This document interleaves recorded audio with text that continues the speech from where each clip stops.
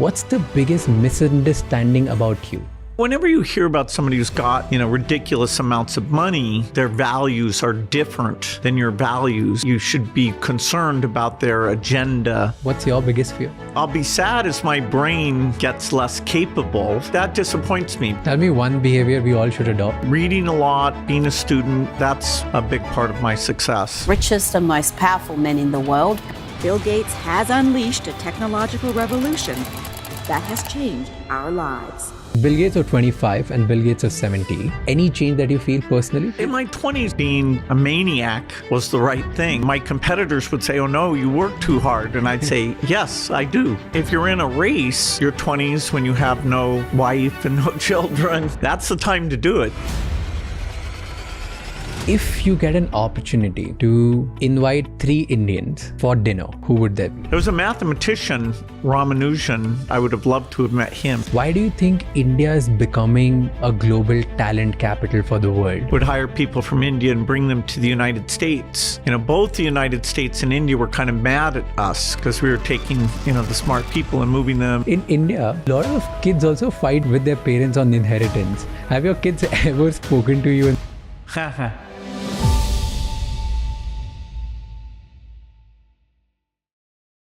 Before we start today's episode, all I want to say is thank you to each and every one of you. I'm really grateful that we were able to sit down with one of the most influential men in the world, the Bill Gates.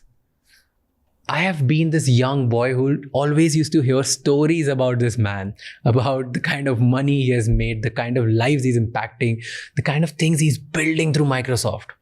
From there, to be sitting in front of him, it was surreal. When I started the conversation, you could see it on my face that I was really nervous, really scared. I didn't know what to talk about. But as we went in the conversation, the podcaster in me took over and we spoke about his fears, his misunderstandings, the mission, and what is he doing today. Today, I want you to see this episode from a lens of a 20-year-old sitting with Bill Gates and figuring out what goes on in his brain. This episode is truly special because I could have never thought that Bill Gates will be on our podcast this soon in our journey.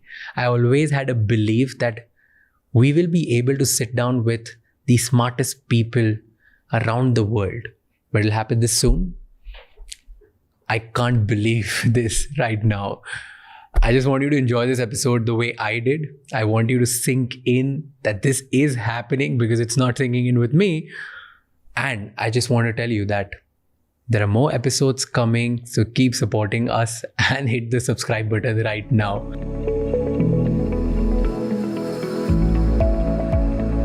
Welcome on Figuring Out, sir. I'll tell you a little story. So during the pandemic, me and my sister, we were watching the Netflix documentary, Inside Bill's Brain. And halfway through it, I told my sister that, hey, you know what? Like one day I'll sit with Bill Gates and I'll directly speak to him and get inside his brain. And just randomly, and she was laughing. So this one's for you. You did it. Yeah, so it's an opportunity. I don't know how it just came out of my mouth and it's happening today. So thank you so much for doing this. Well, you've come to India quite often. Tell me something that you have observed about India, which a lot of people don't know about. Well, people probably, because they're here all the time, they probably don't recognize how much things have changed. If you go away and come back, then you see, wow, the level of entrepreneurship and the amount of innovation that's actually taking place here.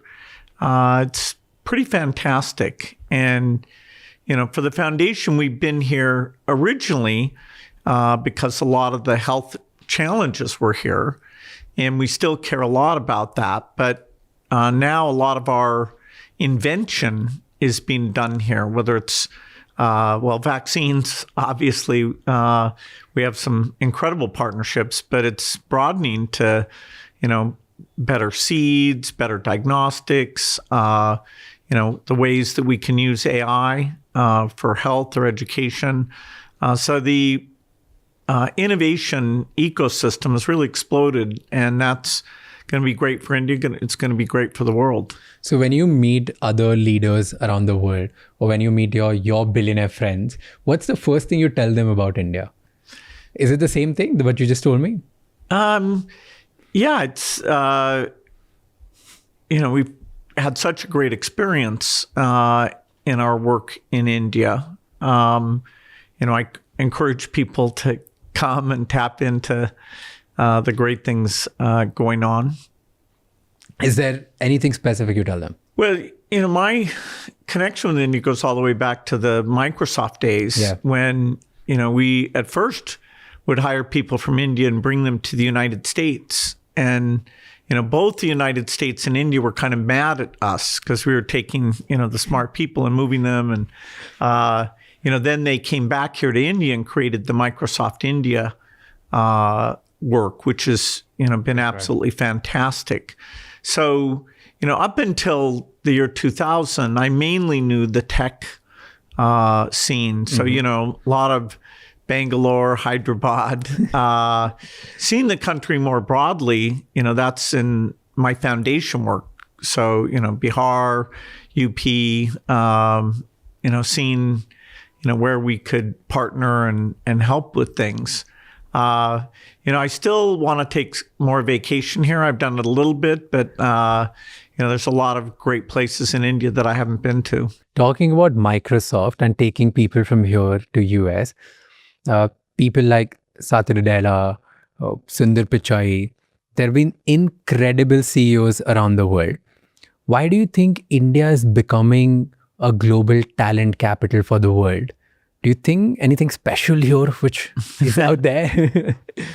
Well, 20% of the world's people live here in India, and India's had a particular emphasis on, engineering, software, and turned out a lot of top people. And so when you get people like Sundar, Satya, who are both great at engineering and at management, that's a magic combination. And, so they, these companies, are looking anywhere in the world to find that mix. And, so India's getting about its fair share of those top leadership positions. And, it partly comes from having great universities, not just the IITs, but starting with them, that's using the incredible talent that's here. So talking about Indian talent, you do a lot of philanthropy work here, and you've met a lot of talented people here, a lot of rich people here as well. You believe that all the money that rich people have, or like people who have made wealth for themselves, they should use it for charity work, they should pledge it. In India, usually a lot of people believe that as parents, it's their duty to save everything for their kids, for the inheritance, right? Like the kids will get everything. What do you think is the right mindset? Using all the money for pledging and giving it back to the society, or giving it to the children? Well, I think, everybody gets to decide on that. In my case, my kids got a great upbringing and education, but, less than 1% of the total wealth, because I decided it wouldn't be a favor to them. It's not a dynasty. I'm not asking them to run Microsoft. I want to give them a chance to have their own earnings and success, be significant and not overshadowed by the incredible luck and good fortune I had. And different families see that differently. I think the people who've made fortunes from technology are less dynastic, and so they'll even take their capital and give a lot of that away. You can have a view of giving away your capital or just giving away your earnings. And of course, I love all philanthropy, but the tech sector is probably the most aggressive about giving most of it away. In the other sectors, you have not seen that in any other kind of industry where people try to give Not to the same degree. It tends to be giving more, giving some portion of the profit as opposed to the actual base capital. In India, a lot of kids also fight with their parents on inheritance. Have your kids ever spoken to you and be like, hey, why are you not giving us everything or anything? Has it ever happened? You don't want your kids to ever be confused about your support for them and your love for them. And so I do think explaining early on your philosophy, that you're going to treat them all equally and that you're going to give them incredible opportunities, but that, the highest calling for these resources is to go back to the neediest through the foundation. And, they've seen the success of the foundation. I hope they're very proud of the foundation. And so, I've seen cases where kids actually tell their parents to be more philanthropic. I think the younger generation sometimes actually is pushing against this idea of the wealth just being passed down mostly. So it's every family's a bit different. I have last question on India, and then we'll get to the foundation work and try to understand you as well. If you get an opportunity to invite 3 Indians for dinner, dead or alive, who would they be? Well, I get to spend time with, some incredible people in India. And, I get time with the Prime Minister and understand his vision and how we fit into that, this, 2047 thing that, everything is lining up to try to achieve that. I get to meet, there was a great scientist, Raj, who created the Department of Biotechnology. There was a mathematician, Ramanujan, who I would have loved to have met him because he was almost mysterious how he was so genius at what he was able to do. I got to work with Ratan Tata. I'm getting to work with all of the amazing philanthropists and a lot of the innovators here. I get to see small companies early on. I just went through some of these companies using AI in health, some for-profit, a few nonprofit. We had a great 25-year celebration, and this great sitar artist, came, and that was a pretty special thing. Nice. So it'd be hard for me to pick. There's so many incredible talents. You can't pick 3. I think I defend some people by not including them. Fair. Okay, you were talking about small companies. If you were to start something from zero in India today, where would you put most of your time? And what's the first step you'll take? Well, you'd mostly start a company because you think you enjoy working on something and you think you have a world-class understanding of, a unique contribution. For me, that was software. For this day and age, if you think you understand, fusion, that's great. If you're successful, which that's risky, you could really improve the world. AI is sort of today's equivalent of what I did when I was young, to see, wow, the possibilities are unlimited. And so, I'd probably be doing one of these new AI companies if I was starting out today. Do you still feel there's a lot of opportunities in AI to build something as significant as what you've built, or it's pretty late? Well, the big companies are putting a lot of money into it. And the number of companies globally is huge. I mean, many people didn't even know these Chinese companies were doing all this work, and yet, some of the best results over the last 6 months have come from 3 or 4 of the models there.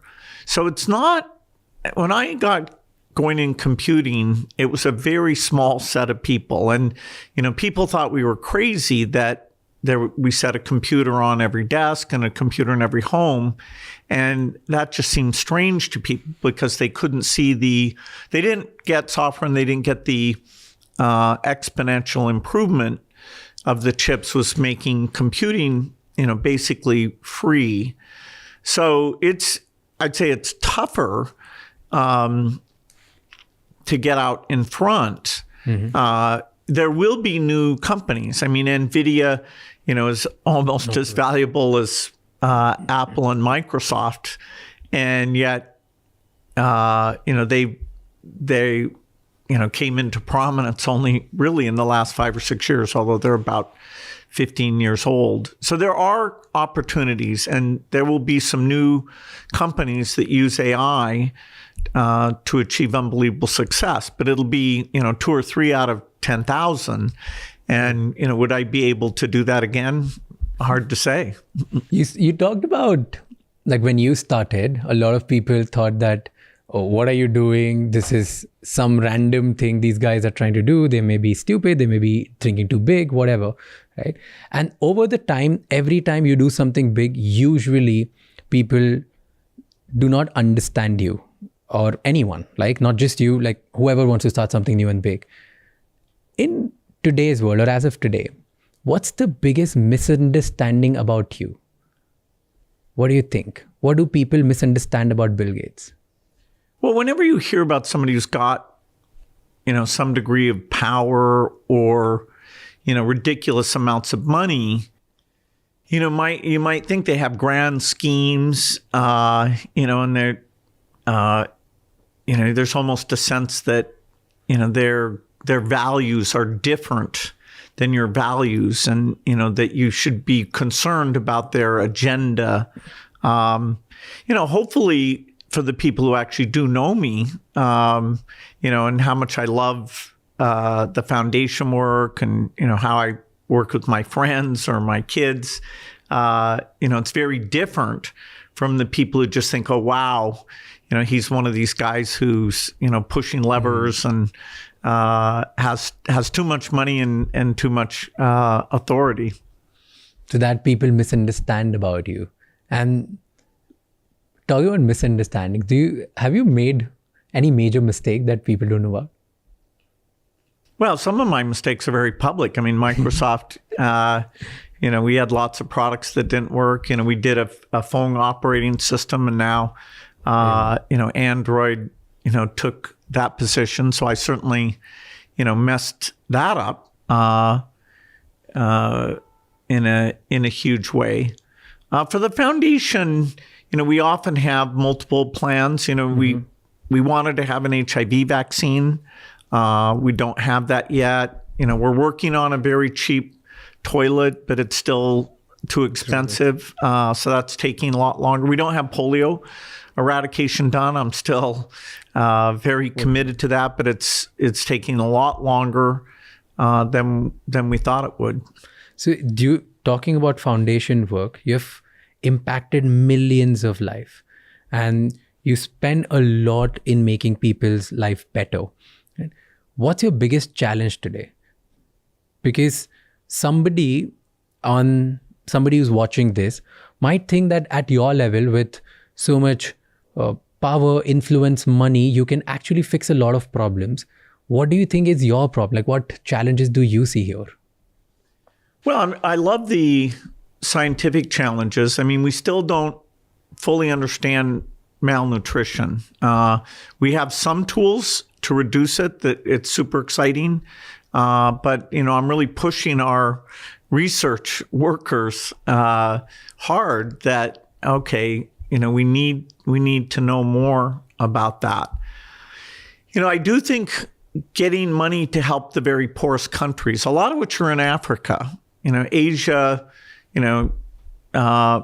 many of the countries are having good economic growth. And Africa has a lot of unique governance or instability or disease challenges. And so telling people they should, help out other humans, even though they're far away and speak a different language, that's not as easy as I thought it would be. Right now, some of the rich countries, including my country, are cutting their aid budgets, and I'm very disappointed. To me, that's not, the golden rule of treating people like you'd like to be treated.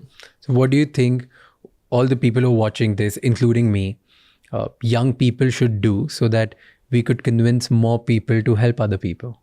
Well, when you're young, if you're here in India, you can probably travel, some modest distance, an hour or two, and see people, who don't have the same opportunities you do, that, they're smart, but their school's not good, or, they get some health problem and they're not able to access things. I would say in India, programs like the aspirational district program, India does talk openly about the places that are the worst off. And that's pretty impressive. Even issues like sanitation that most governments, you wouldn't catch them talking about toilets. Yeah.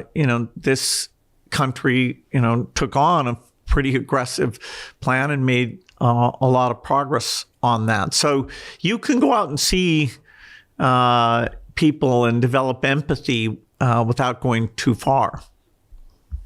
And you spent hours and hours and days in this country. You spent millions on vaccines and trying to take care of healthcare challenges. What's one problem you feel that money cannot fix? There's a lot of talk about obesity. And, when I saw the prime minister, he was talking about various yoga type things that, people would adopt those.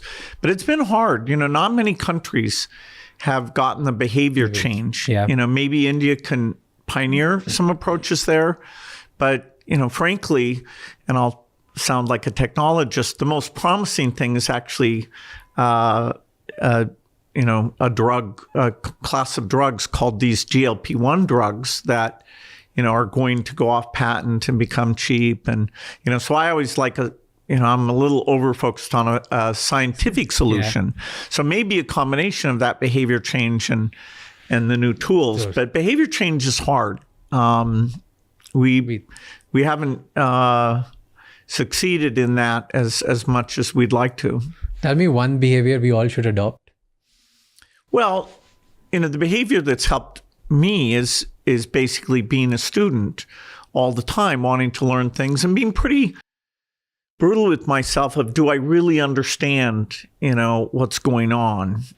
Do I understand some AI thing or some disease thing? And, fortunately, I can meet with people who, in many cases, can help me understand. And then, knowledge, if you're careful about building your knowledge, it all kind of connects together. But, reading a lot, being a student, having people who can teach me, that's, been not only fun for me, but also a big part of my success. So all of the people who are watching this actually feels pretty validated at this point. Good. Because this whole podcast is about learning from really, really incredible people like you. And Fantastic. We have so many questions that we just keep asking to learn more, to get inside brains. So thanks for validation. Perfect. Okay. What's fascinating for me this time in your journey, like this time you visit to India, the full Gates Foundation board is here, right? And that's pretty unique, and they get to experience India. What do you think? What are your priorities with regards to this nation? Why the whole board is here? What you guys are trying to figure out? What are the things that you're doing? Well, as much progress as we've been part of achieving here in India, there's still a lot to do. The child to death rate is about a third of what it was, but it's still almost 3 times higher than in a rich country. So we should all want to close that gap. That's equity. I mentioned malnutrition. The country is very serious about that, and yet, it means that your brain never develops. And sadly, if whatever dietary or disease things affect you during pregnancy in your first year, even if later you get a fantastic diet, your brain and your physical capabilities, they don't adjust. You're, sort of permanently affected. And so, we're working with some great scientists here. We have a lot of the tools of biology have gotten a lot better. So I do think, in the next decade, we'll totally get to the bottom of that. And I'm thrilled to do that. And a lot of the scientists we partner with, including some at ICMR, but lots of institutions around the country, they're also committed to that. So you work here a lot, and with the foundation, you work around the world, a lot of things. And because of all of this passion and data and this intention to try to help people, you've been pretty accurate in trying to understand trends way before people, like normal people. Let's say you were pretty accurate in so many things, in predicting so many epidemics as well. Is there something that you know which we don't? Like, how do you spot these things way faster? Well, the biggest change agent in my lifetime has been the miracle of digital, now moving into the AI phase of that digital revolution. So the fact that as a young person, I was programming at age 13, and by, 18, I had my, thousands of hours of really strong feedback about, getting better and being pushed. And so it's a really lucky thing to have such a familiarity with the thing that's going to change the world. And so, I wrote a book called The Road Ahead a long time ago, that talked about, the internet and digital money and video conferencing. And then when I moved into the foundation work, the health work, people in that community understand pandemics. And, so my saying, hey, there's a big risk, and the thing that's going to kill, 10 million additional people is likely to be a pandemic. That's commonplace knowledge if you're in the global health community. It's a very small community. But I was just somebody who was listened to stating this. And sadly, most of the people who listened to that prediction listened to it after it came true. Then, what my goal was people to hear that and actually stop it from happening. That's usually the case, right? Like, people listen to pieces, golden advice pieces and pieces of nuggets way after the time has been passed, right? Because of this, do you fear anything today? I definitely hope that we shape AI in a positive way. It's such a big impact on, being smarter than humans, that it will change our world a lot. And it's, it's definitely new territory. So I have a list of about 5 things, AI, shaping AI properly is at the top of that list, but, avoiding the next pandemic, avoiding nuclear war, bioterrorism, climate change. It's only about 5 or 6 things that we need to minimize the chance of, and use our additional wealth and insights, against those things. Do you have any personal fear? What's your biggest fear? It's not like I'm afraid of heights or planes or fire or anything like that. I hope I'll be sad as my brain gets less capable, which, as I turn 70 this year, I'd be lucky to have 20 years of, being able to learn. Maybe I'll get lucky and get a little bit more. But, that disappoints me because I've had such a amazing time learning things. And I used to think of old people as not, contributing all that much. And now I've had to change my mind about how important old people are. Do you feel difference? I don't at all. Probably if I took an IQ test, I would do a little bit worse than when I was 25. But, I've accumulated enough knowledge, so wisdom, can compensate a little bit for a slight reduction in intelligence. And I do think it's like a muscle that if you're pushing yourself to think and learn, that, you stay, it really helps your capabilities a lot. But yeah, I have a fear that, eventually I'll lose, I won't want to pick up a 500-page book. I'll look at it and go, are you kidding? I'm done with that. So with age, you have not felt any changes in your brain? Not really. Like, in terms of slowing? Wow. No, I don't think so. Whenever you can't remember something, you're like, oh no, now, but, so maybe a tiny bit of that, but then, it's just a little bit because you're looking for it. When I was in my 20s, if I couldn't remember something, I was like, so what? So is there any change you feel? Because, so Bill Gates of 25 and Bill Gates of 70, is there any change that you feel personally? Well, in my 20s, I chose to focus on one topic from, age 20 to about 31 or 2.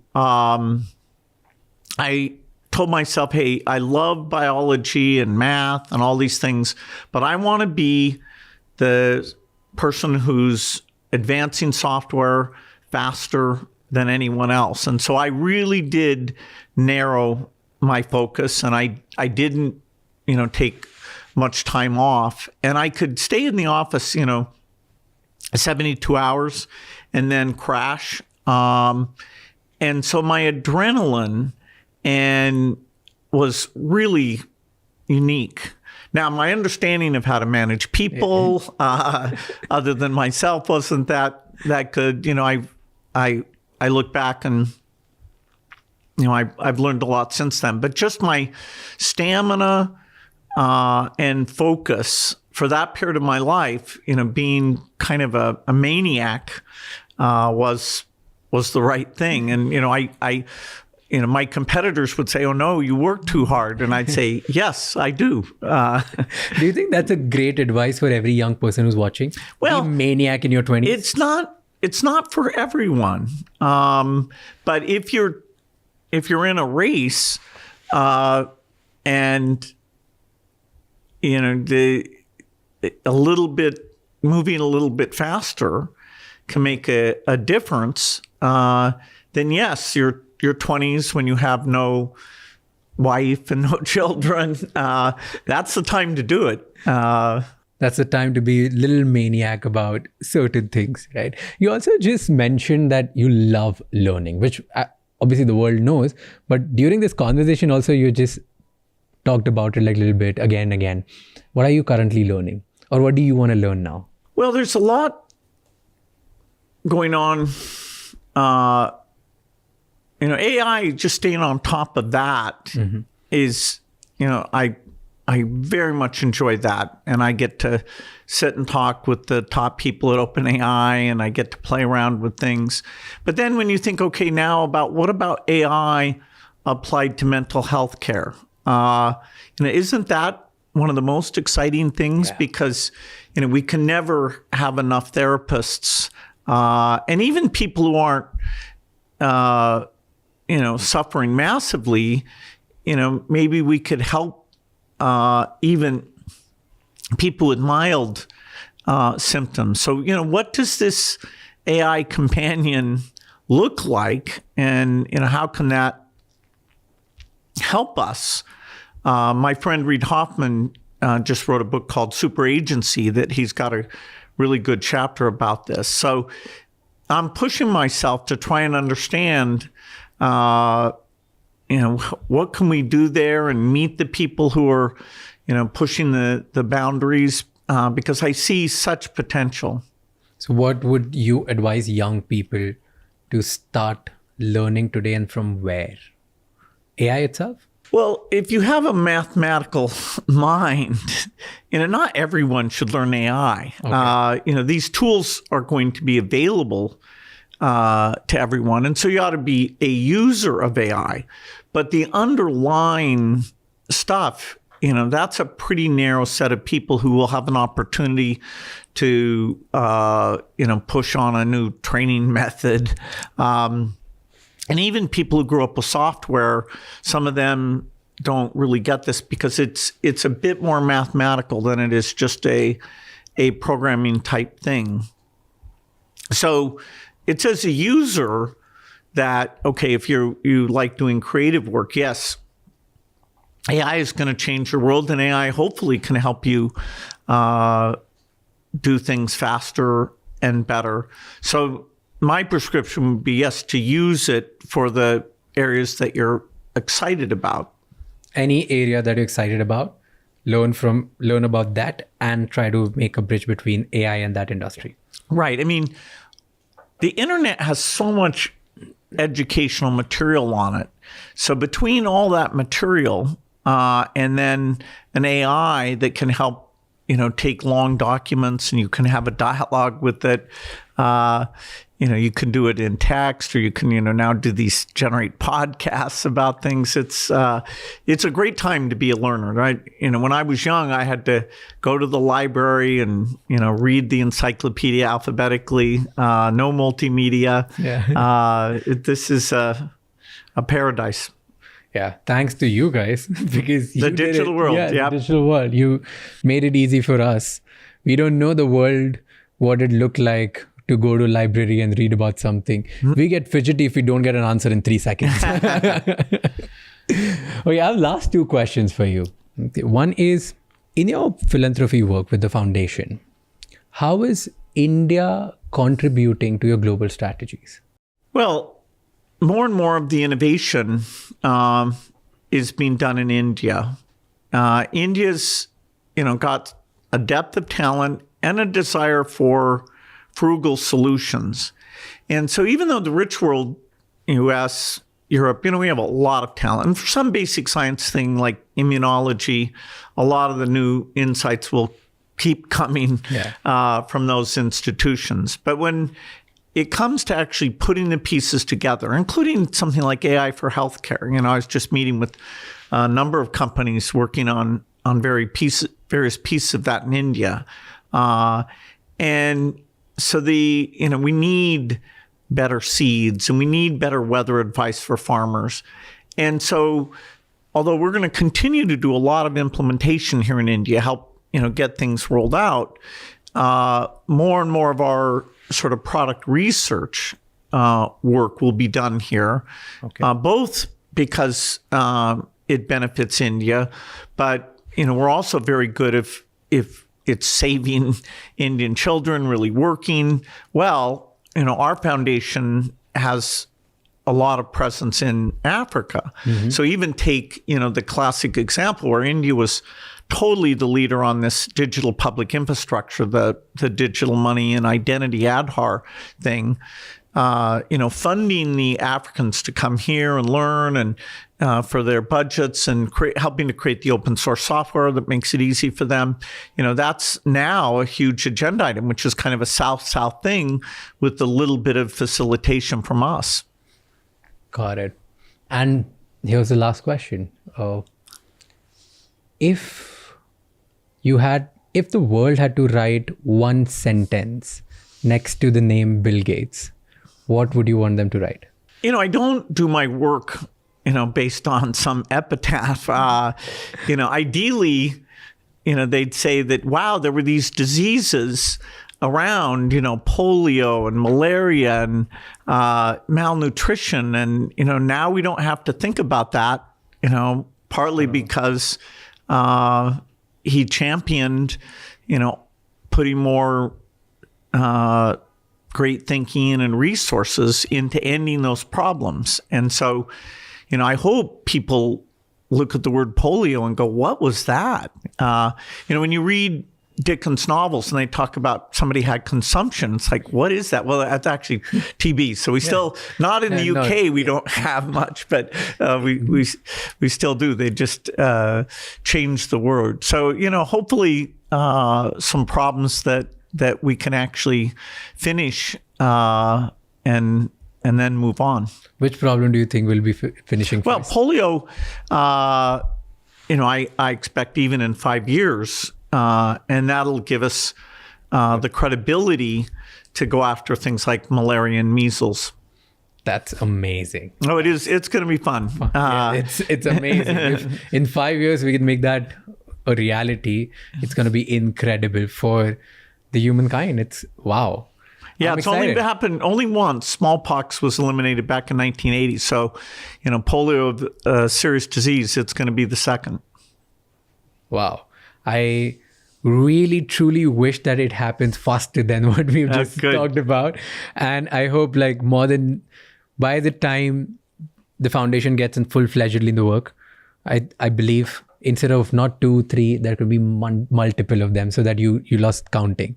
That should be the goal, and I'm expecting for it. Well, thank you so much for doing this, sir. It was pleasure having you. When I was a kid, I was growing up in school, you were the richest person in the world. And Before I gave it away. Yeah. so your name would pop up. So just to talk about you and how you made your money was a proud feeling in school. And in friend circle, everybody would respect you that, oh, you know so much about this person and that. From there, that kid sitting right in front of you and trying to, being in a situation where I'm sitting with you and figuring out what's going on in your brain, it's an incredible opportunity. I'm so grateful. Thank you so much for doing this. It's a dream come true. Great. We'll have to do it again. Yes, we need to. I've got you on camera now. Thank you. Thank you. Pleasure. I'm definitely a little nervous because it's a big podcast. बहुत बड़ा podcast है तो थोड़ा सा nervousness हो रही है पर it's time.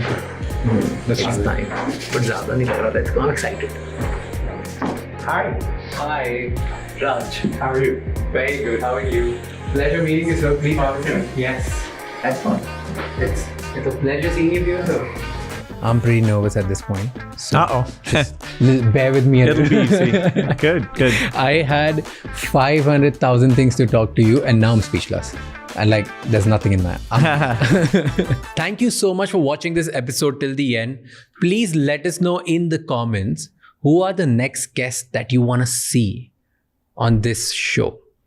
Because we are determined to get the best of the best minds from the world and provide you the maximum value.